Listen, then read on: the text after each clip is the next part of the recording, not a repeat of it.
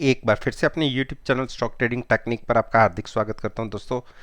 Friday का session volatile तो था, लेकिन इतनी बड़ी मूवमेंट्स हमने नहीं देखी जो तकरीबन पिछले 3-4 महीने से हम देख रहे हैं। एक सीमित दायरे के अंदर दोनों तरफ की ट्रेडिंग हमें मिली और जाते जाते शार्प डिक्लाइन दिखा और हम फ्लैट क्लोज हुए, फ्लैट टू स्लाइटली पॉजिटिव। अब क्योंकि नेक्स्ट एक्सपायरी और नेक्स्ट वीक का सेकेंड डे होगा नेक्स्ट एक्सपायरी का, और 19 अप्रैल यानी मंडे को निफ्टी और बैंक निफ्टी दोनों इंडेक्स के अंदर कैसी पॉसिबिलिटीज बनती हैं, चलिए एक बार उसको डिस्कस करते हैं। जैसा कि आप निफ्टी फ्यूचर्स का चार्ट आप देख रहे हैं, ये SGX निफ्टी की बात कर रहा हूं जो 24 आवर ट्रेड होती है। उसका अगर हाई देखेंगे आप तो 14,730 का रहा और जो लो था 14,600 के आसपास का रहा। और आप एक चीज यहां पे और ध्यान दीजिए, मैं थोड़ा बड़ा एनलार्ज करके दिखाता हूं आपको। ये एक बेरिश हैमर है और बेरिश हैमर जो एक कैंडल फॉर्मेशन होती है, इसका मतलब ये होता है कि हाई से एक रिजेक्शन हमें मिली है। और अब जैसा कि इंडिया के अंदर कोरोना वायरस की एक जो सिचुएशन है वो वर्स्ट कंडीशन की तरफ जा रही है और 90% जो हिंदुस्तानी इंडियंस इन्वेस्टर्स हैं उन्होंने पोजीशन शॉर्ट साइड पे ली हुई है, क्योंकि अब तो सब दिख रहा है कि इतना पैनिक हो रहा है, इतना वर्स्ट सिचुएशन हो रही है, हमारी स्टॉक मार्केट गिर सकती है। और आप 2 दिन पहले का FIS का डाटा उठाइए, उन्होंने बाइंग की है, यानी वो मार्केट को गिरने नहीं देना चाहते जब तक शॉर्ट पोजीशंस है। और इसी कड़ी को देखते हुए मुझे लगता है कि यहां से निफ्टी एक बार 14,800 या 850 तक जा सकती है, क्योंकि जैसे ही अगर हमने पॉजिटिव ओपन किया 675 के ऊपर एक छोटी सी शॉर्ट कवरिंग आ सकती है जो कंटिन्यू हो सकती है तकरीबन 14,735 तक, और उसके बाद पैनिक क्रिएट हो सकता है जो निफ्टी को 14,850 की तरफ ले जा सकता है, जहां हमारे रिटेल इन्वेस्टर अपनी शॉर्ट पोजीशन से एग्जिट हुए। आप देखिए मार्केट वहीं से गिरेगी और वो दायरा मुझे लगता है 14,850 से 900 के बीच का। तो वहां तक के लिए अगर कोई प्ले पॉजिटिव साइड पे लेना चाहता है तो बिल्कुल ले सकता है। अगर हम 14,675 के ऊपर ओपन होते हैं और कंटिन्यूस वहां हाफ एन आवर बने रहते हैं तो एट द मनी पुट को लेकर आप एटलीस्ट 14,735 तक तो होल्ड कीजिए, वहां पर एक बार चाहे आप एग्जिट हो सकते हैं। ये तो हुई निफ्टी से रिलेटेड बात। और एक चीज और चीज का ध्यान रखिए कि जैसा कि आप देख रहे हैं, जो निफ्टी का फ्यूचर्स था एक टाइम पर 70 से 80 रुपए प्रीमियम पर ट्रेड हो रहा था, जो फ्राइडे के सेशन में तकरीबन 14 से 15 रुपए पे रह गया, जो मैंने पिछले 3-4 महीने में कभी नहीं देखा। यही एक ऐसा लग रहा था कि मार्केट से बायर्स एक तरीके से निकल चुके हैं और सारे शॉर्ट सेलर्स ही खड़े हो गए हैं। तो हमें मार्केट के जो सोच है उसके अगेंस्ट सोचना है।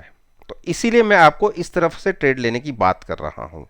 और उसके बाद 14,900 के आसपास जब स्टॉक पहुंचेगा वहां एट द मनी कॉल लेके हम सेल साइड पे पोजीशन बनाएंगे। मुझे लगता है एक बहुत बड़ा पैनिक मार्केट के अंदर आना चाहिए शॉर्ट साइड पर, और उस केस में निफ्टी कम से कम जो 14,200 है वहां तक गिर सकती है, और वो है 100 डेज मूविंग एवरेज।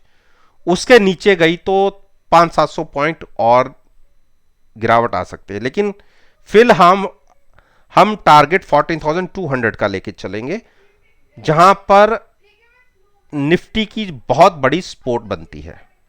अब बात करता हूं बैंक निफ्टी। बैंक निफ्टी बिल्कुल निफ्टी के ऑपोजिट चल रही है। आप देखिए, निफ्टी पॉजिटिव साइड पर क्लोज हुई थी और बैंक निफ्टी 150 पॉइंट, पौने 200 पॉइंट नेगेटिव साइड पर। यानी फाइनेंशियल सेक्टर के स्टॉक जो निफ्टी इंडेक्स के अंदर 40% की वेटेज रखते हैं, उनका इंपैक्ट निफ्टी पे कोई खास नहीं दिखा। यानी फार्मा सेक्टर, आईटी सेक्टर ने मार्केट को संभाला हुआ है। तो जब ये दो सेक्टर आउट परफॉर्म करेंगे तो निफ्टी कहां से गिरने देगी। बैंक निफ्टी में मेरा ये मानना है कि जब तक 32,450 के ऊपर ट्रेडिंग हमें नहीं मिलती, मैं बैंक निफ्टी के कोई ज्यादा बुलिश नहीं हूं। और हमारी क्लोजिंग आई है 100 डेज मूविंग एवरेज के नीचे। जब तक 32,150 के नीचे बैंक निफ्टी ट्रेड कर रहा है, यहां पर at the money call buy करके फ्यूचर सेल करने की एक स्ट्रेटजी हो सकती है अगर हम नेगेटिव साइड पर ओपन हुए बैंक निफ्टी में। तो आपको जो रिसेंटली हमने लोज देखे थे 30,800 के आसपास, वहां तक की एक गिरावट दिख सकती है, जो यहां से तकरीबन जहां हम क्लोज हुए हैं 1200 पॉइंट्स की। देखते ही खुलते ही शॉर्ट पोजीशन मत ले लीजिएगा, 15 से 20 मिनट वेट कीजिएगा, उसके बाद कोई पोजीशन लीजिएगा। एचडीएफसी बैंक ने एक जोश दिखाया है नीचे के लेवल से। जो नीचे के लोज लगे थे तकरीबन 1360 से, वहां से एक अच्छी बढ़िया बाइंग, तकरीबन आप ये मानिए 80 पॉइंट्स तक की हमने एक शार्प रिकवरी देख चुका हूं।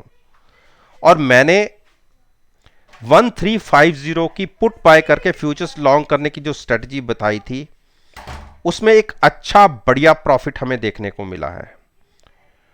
और मेरे जो व्यूअर्स हैं, जो उनको मैंने एक बार बोला था कि अगर 100 डेज मूविंग एवरेज के आसपास प्राइस रुके तो एक बार अपनी पोजीशन से एग्जिट हो जाइएगा, क्योंकि अच्छे बढ़िया प्रॉफिट पे हम बैठे हुए हैं।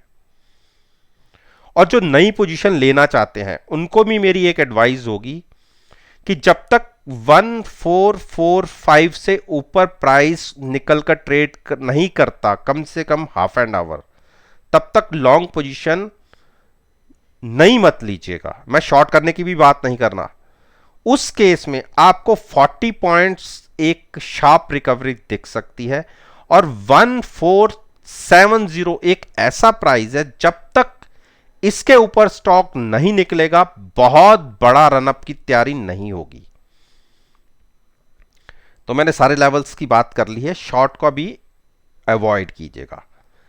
एचडीएफसी फाइनेंशियल सेक्टर का स्टॉक था, सारी मूविंग एवरेजेस को क्रॉस करके आप देखिए, मेरा टारगेट जो 2550 था, और मैंने कहा था कि अगर एक बार इसके ऊपर क्लोजिंग मिल गई तो हम 2700 या सबसे पहले टारगेट 2650 को होगा, उसको तो इजीली छू लेंगे।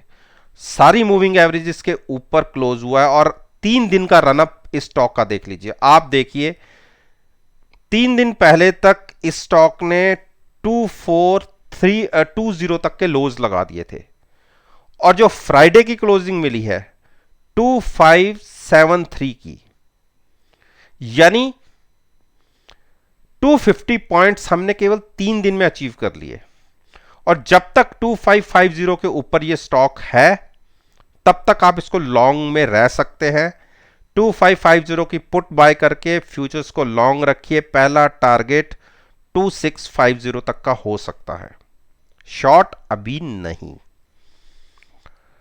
कोटक महिंद्रा बैंक को अपने 20 डेज मूविंग एवरेज पर बार बार रिजेक्शन मिलती है, और यही इसका 100 डेज मूविंग एवरेज भी है। यानी जब तक ये स्टॉक 1805 के नीचे है, कोई बड़े रनअप की तैयारी नहीं होगी।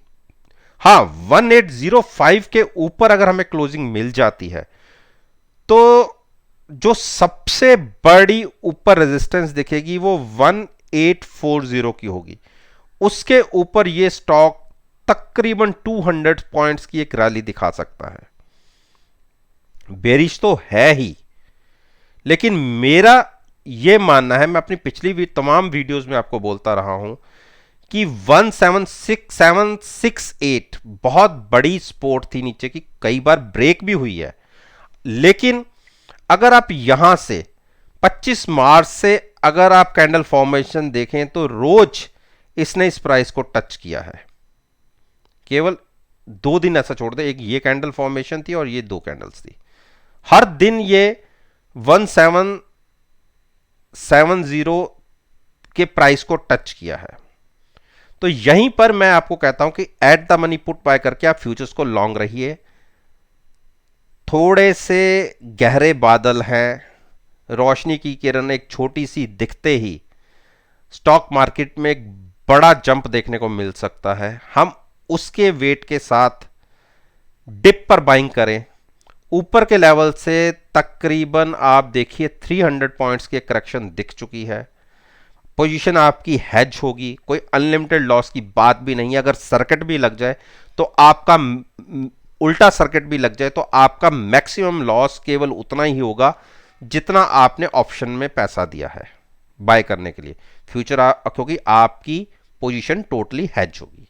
लेकिन आप ये देखिए कि अगर किसी दिन एक शॉर्ट कवरिंग रैली आई तो 200-300 पॉइंट पता भी नहीं लगेगा आपको कब मिल गए। तो मैं भी इन चीजों की ही वेट कर रहा हूं। तो लॉन्ग में रहिए, मैं इतने नीचे के लेवल पे शॉर्ट की बात नहीं करूंगा। आईसीआईसीआई बैंक को बाय करना हो तो 585 के ऊपर कीजिएगा, उससे पहले नहीं। हां, स्टॉक वीक है, थोड़ा सा रिस्क ले सकते हैं, तो 570 की कॉल बाय करके फ्यूचर सेल कर दीजिएगा। अगर नीचे ओपन होता है तो टारगेट होगा 555 का, और अगर और गिरावट बढ़ी तो 530 के भी टारगेट्स आपको देखने को मिल सकते हैं। लॉन्ग के लिए मैंने बता दिया प्राइस की उसके ऊपर बाइंग बनती है।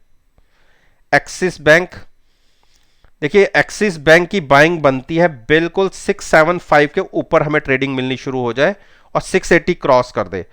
उस केस में आप 675 के आसपास की पुट बाय करके फ्यूचर्स को लॉन्ग करने की एक स्ट्रेटजी ले सकते हैं।